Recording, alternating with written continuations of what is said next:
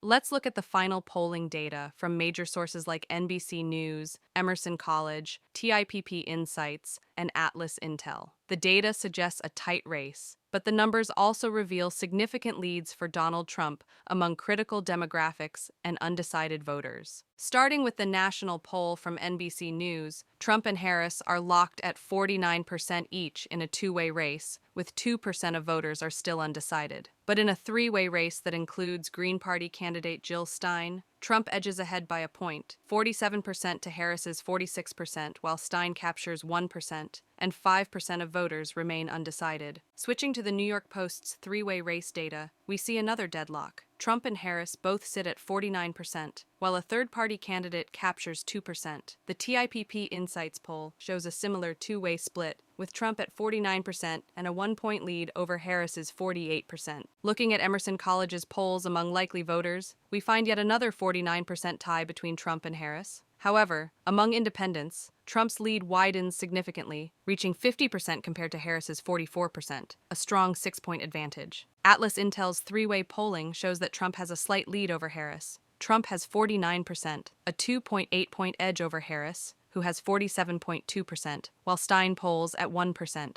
In a two-way matchup, Trump's lead holds steady. Here, he scores 49.8% to Harris's 48.3%, a narrow 1.5-point advantage, but still meaningful. NBC News polls also reveal distinct patterns based on gender. Among men, Trump has a significant lead, polling at 58%, an 18-point advantage over Harris, who sits at 40%. On the other hand, Harris is the clear favorite among female voters, capturing 57% compared to Trump's 41%, giving her a 16-point lead in this demographic. Now let's look at where Trump and Harris stand on key issues. According to NBC News, Trump leads Harris on three major issues: the economy, inflation, and border security. On the economy, Trump has a clear 10-point advantage, polling at 51% compared to Harris's 41%. When it comes to inflation and the cost of living, the gap widens even more. Trump commands a 12-point lead, with 52% of voters supporting his approach to managing inflation versus 40% for Harris. The most striking difference appears in border security. Here, Trump polls at a commanding 55%, leading Harris by a whopping 25 points. Harris comes in at just 30%. But what about the swing states? According to the Washington Post's swing state polls, Harris leads in Pennsylvania by less than 1 point, though Trump gained 0.6 points last week. In North Carolina, Trump is up by less than 1 point. Harris leads in Nevada by 1 point, and in Wisconsin by 2 points. Trump holds a 2-point lead in both Georgia and Arizona, while Harris is up by 2 points in Michigan.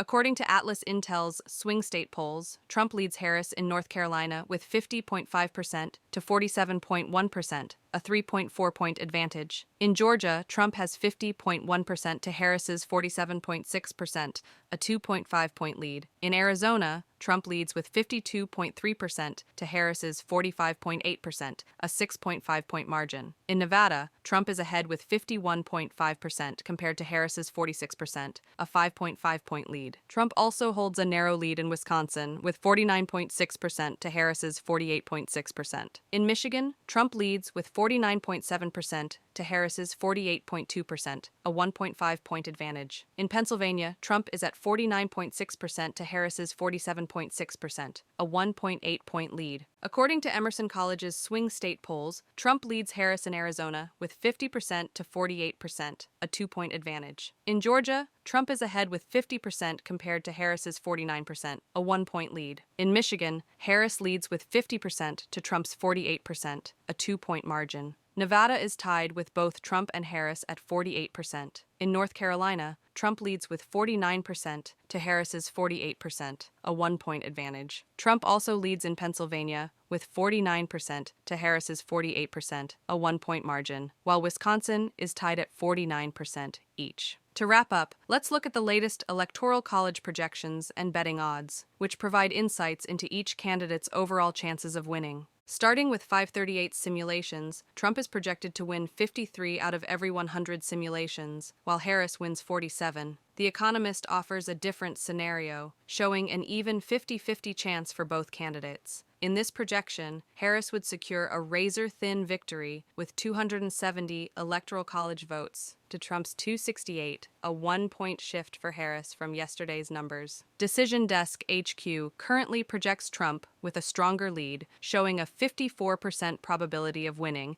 and an estimated 277 Electoral College votes. On the other hand, Harris is projected to end up with 261 votes. Turning to Polymarket, a betting odds platform, Trump holds a 60.8% chance of winning, up by 7% from yesterday. Harris's odds stand at 39.7%. Silver Bulletin provides a national snapshot, with Harris holding a narrow lead at 48.5% to Trump's 47.8%. Real Clear Politics shows an incredibly tight race, with Trump at 48.5% and Harris at 48.4% in their national polling average. However, when it comes to their Electoral College projection, Real Clear Politics gives Trump a winning edge with 287 Electoral College votes to Harris's 251, a pathway to victory if these projections hold. In the end, let's also discuss the possible paths to victory for each candidate.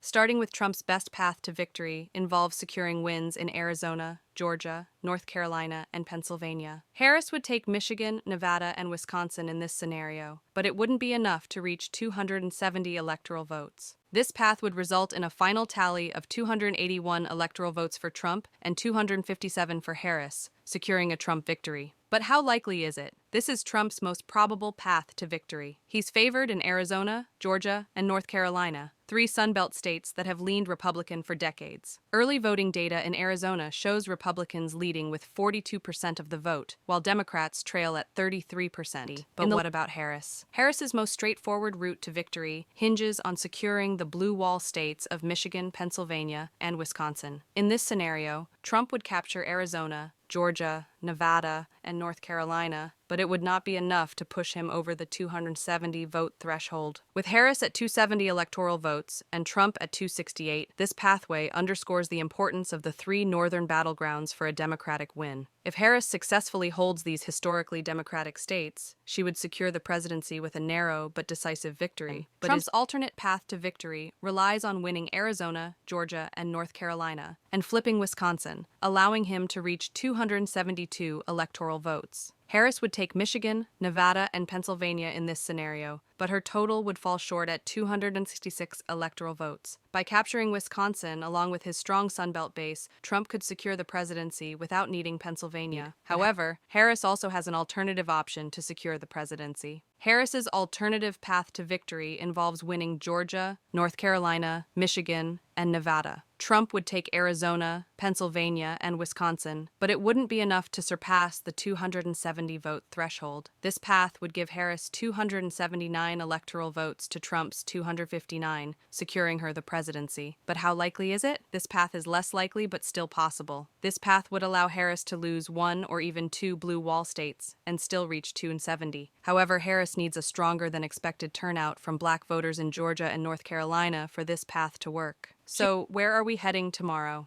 As the final polls and projections roll in, it's clear that Donald Trump has momentum on his side. From strong leads on critical issues like the economy and border security to significant support among key demographics, the numbers reflect a candidate with a clear vision and the backing of voters who believe he can deliver results. Trump's edge in swing states and favorable electoral college projections indicate a powerful position going into Election Day. With the stakes higher than ever, Trump's message of economic strength, national security, and decisive leadership is resonating. As Americans prepare to cast their votes, they are choosing a future they believe will restore stability, prioritize American interests, and push the nation forward. What do you think? Let me know in the comments and must cast your vote.